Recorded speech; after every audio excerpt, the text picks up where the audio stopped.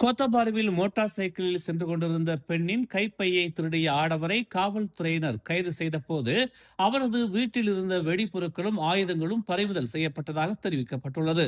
கைது செய்யப்பட்ட 43 வயது உள்ளூர் ஆடவரை காவல்துறையினர் கடந்த 12ஆம் தேதி கைது செய்த நிலையில் நேற்று கோத்தபாரு செஷன்ஸ் நீதிமன்றத்தின் விசாரணையின் போது தன் மீதான குற்றத்தை ஒப்புக்கொண்டார்.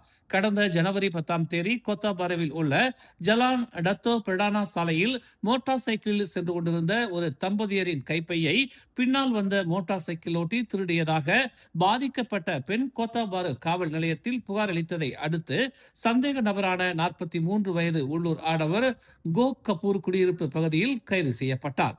கைது நடவடிக்கையின் போது அவரின் வீட்டில் இருந்த வெடிப்பொருட்களும் ஆயுதங்களும் கண்டெடுக்கப்பட்ட நிலையில் இது தொடர்பான விசாரணையை ஜனவரி 27ஆம் தேதி தொடரும்படி கோத்தாபாரு செஷன்ஸ் நீதிமன்றம் உத்தரவிட்டது. மேலும் செய்திகளை தெரிந்து கொள்ள தமிழ் மலர் இணையதளம், தமிழ் மலர் செயலி மற்றும் மலர் டிவி யூடியூப் சேனலை வலம் வாருங்கள்.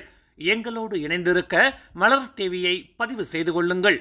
உறவுகள் மகிழ்ந்திட விருப்பம் மற்றும் பகிர்வு சேவையை சொடுக்கிடுங்கள்.